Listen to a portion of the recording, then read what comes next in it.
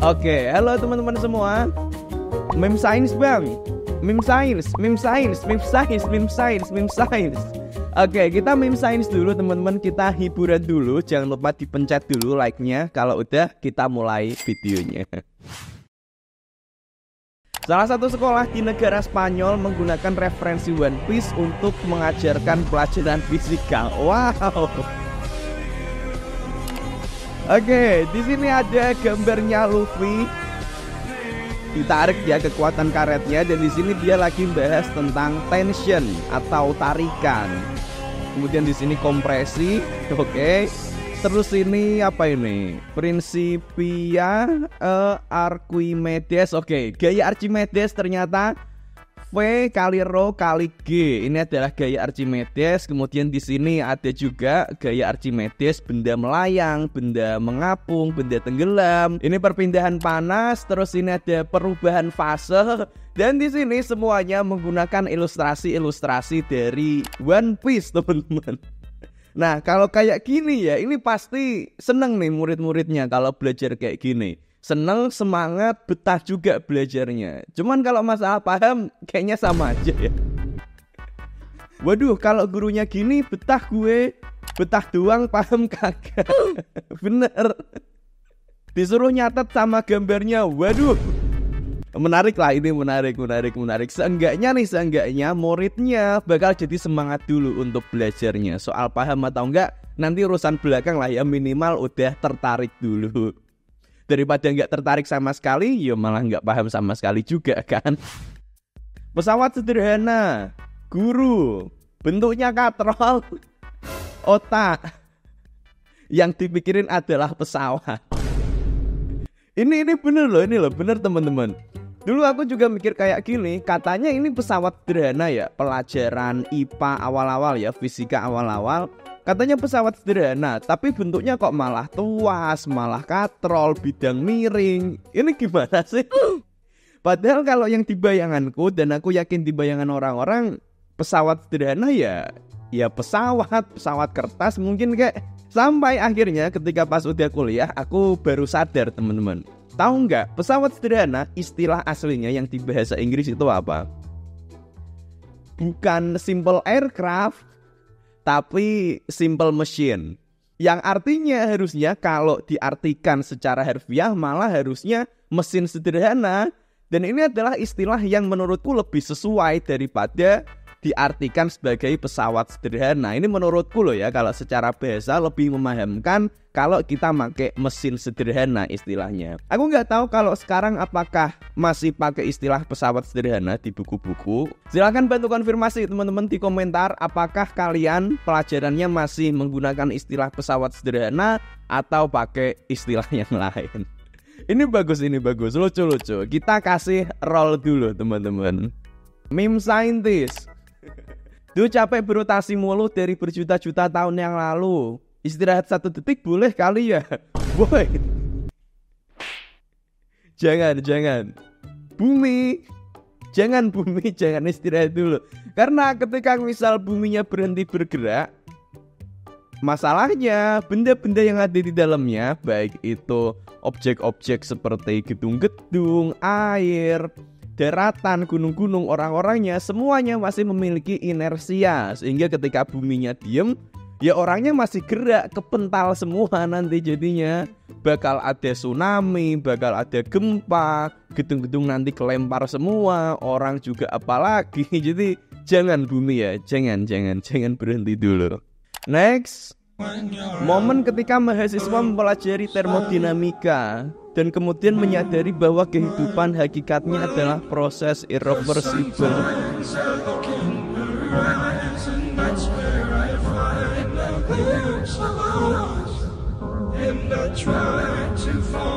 Jadi sedih gini ya. Iya ya. Kita nggak bisa memutarbalikkan hidup teman-teman. Kehidupan bersifat irreversible karena setiap tindakan, keputusan, dan perubahan yang kita alami mengarah pada kondisi baru yang tidak dapat sepenuhnya dibalikkan. Seiring waktu, proses biologis seperti penuaan, pembelajaran, dan pengalaman hidup terus bergerak maju. menciptakan jalan yang unik dan tidak dapat diulang seperti konsep hukum kedua termodinamika. Hukum kedua termodinamika simpelnya adalah menjelaskan tentang entropi. Bahwasanya tidak semua reaksi itu dapat dikembalikan seperti semula. Misalnya contohnya adalah ketika misal kita punya sebuah piring beling di atas meja, kemudian dia jatuh dan pecah. Nah, kita nggak bisa nih tiba-tiba langsung membalik prosesnya, tiba-tiba dari piring-piring yang pecah ini tiba-tiba kembali jadi piring lagi, kemudian naik lagi dan sampai ke mejanya dalam kondisi yang utuh. Kalau misalkan dalam perhitungan sebenarnya ini memungkinkan, tapi secara praktisnya menurut hukum termodinamika kedua ini nggak bisa teman-teman. Dan begitu juga hidup, kita nggak bisa memutar balik hidup. Pasien secara tiba-tiba sehat, ceria kembali, nafsu makan naik drastis setelah sakit kritis dan dirawat lama di rumah sakit. Keluarga pasien, dokter. Apa ini? Yang belum tahu coba search terminal lucidity. Apa ini terminal lucidity? Terminal lucidity adalah fenomena membaiknya ingatan dan kesehatan seseorang secara tidak terduga sesaat sebelum meninggal. Waduh.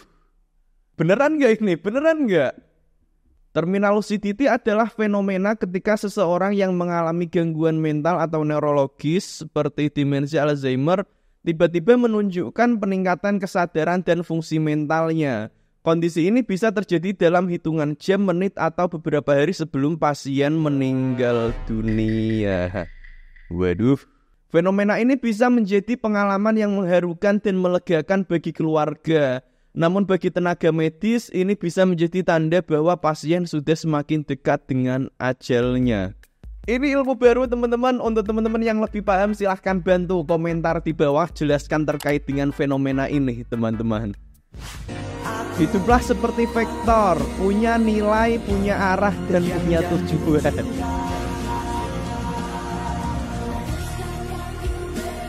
Pelajaran yang sangat berharga dari ilmu matematika dan fisika.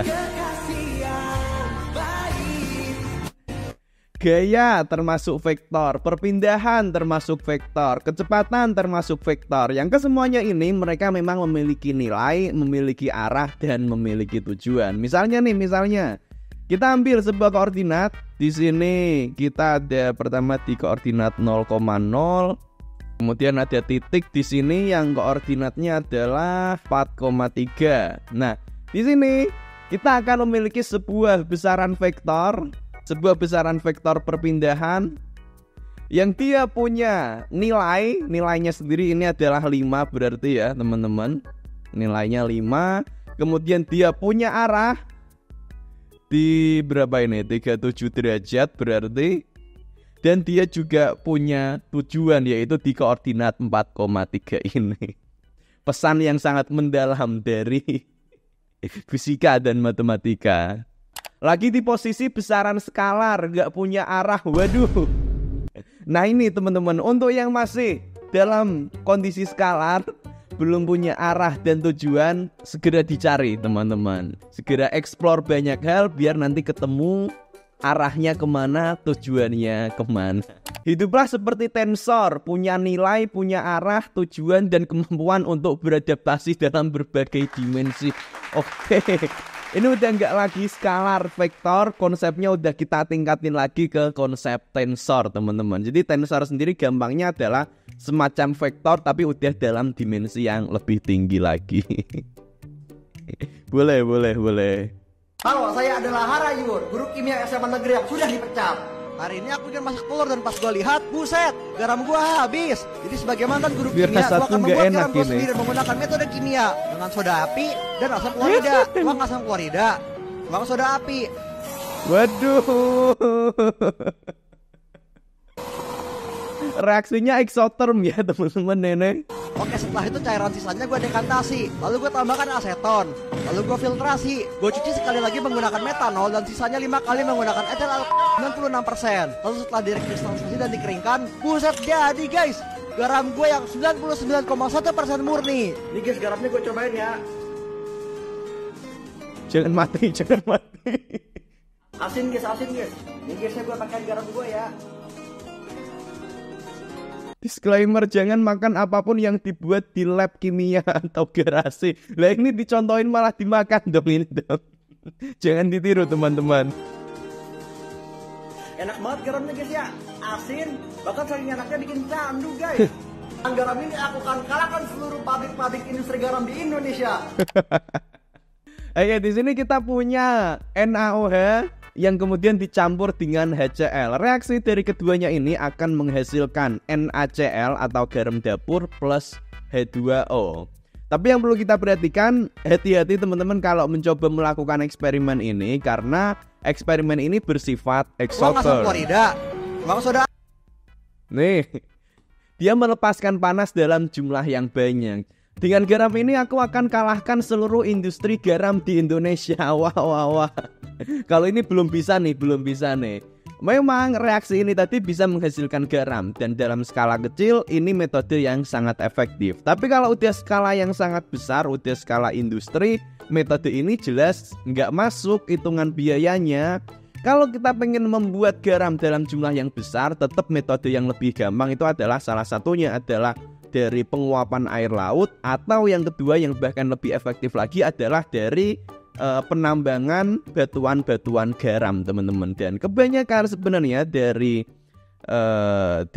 garam yang dihasilkan oleh industri itu menggunakan metode yang kedua ini teman-teman, yaitu dari penambangan batuan garam. Ekspektasi mau goreng octopus sausage face, realitanya goreng kromosom. Mana emang mirip lagi, mirip beneran loh ini loh. Kromosom. Mirip beneran loh ini loh. Kromosom tipe metasentrik. Mana iya lagi sama panjangnya, makanya dia termasuk ke kategori metasentrik.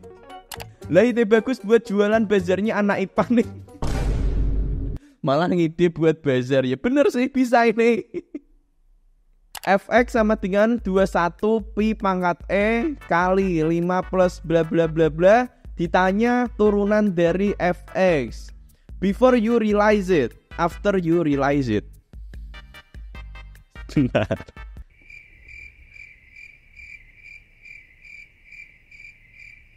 Ditanya turunan terhadap X. Weh, ini X-nya di mana ini? Ini nggak ada X-nya teman-teman. Berarti fungsi yang serumit ini, kalau misalkan nggak ada X-nya, kalau kita turunkan terhadap X, maka hasilnya jelas, hasilnya sama dengan 0. Iya, benar. Ini pelajaran juga nih untuk kita semua teman-teman. Kadang kalau kita punya suatu problem, suatu masalah, kadang kita mikirnya kayak itu terlihat sangat-sangat rumit. Padahal ketika kita mencoba untuk berpikir jernih dan melihatnya seperti ini, oh ternyata nggak ada X-nya, berarti turunan X-nya sama dengan 0. Ternyata masalah itu sangatlah simple, tidak sesulit kelihatannya. Bagian IPK awalnya saya tulis 3,70. Pas tadi saya cek lagi ternyata berubah jadi 3,7. Udah saya ubah beberapa kali tapi tetap jadi 3,7. Solusinya bagaimana? IPK-nya ditulis 3,70. Setelah di refresh ternyata 3,7. Wait, ini gimana ini? Wah, rugi dong ini. Padahal harusnya 70 loh. 70 sama 7 itu beda nilainya. Mungkin ada yang beranggapan seperti itu ya teman-teman. Padahal ini salah paham aja. Padahal ya angka itu aslinya sama nilainya, 3,7 atau 3,70 atau bahkan 3,7000, nilainya semuanya sama karena nolnya ini ada di bagian paling belakang dari angka di belakang koma. Makanya sebenarnya secara pengucapannya yang lebih tepat adalah 3,70 bukan 3,70. Biar nggak salah paham dikira bahwa angka ini nilainya adalah 70. Suruh ganti jadi 3,07 pasti bisa. Bener. Perbandingannya kalau misal kita mau menganggap ini adalah angka 70, maka yang di bawah ini nulisnya adalah 3,07. Nah ini bisa kita ibaratkan bahwa ini adalah 70, ini adalah 7. Ini baru tepat. Tapi kalau bagian depannya ini sama, belakangnya ada 0, mau sebanyak apapun nolnya, ini sama aja nilainya teman-teman. Temen, itu bubuk RB37 di meja apa dah? Gue, oh RB itu kopi Robusta. Coba aja lo seduh, bentar gue mau keluar ruangan dulu. Yang gue rasakan langsung jadi monster dong, langsung jadi Johan Liebert.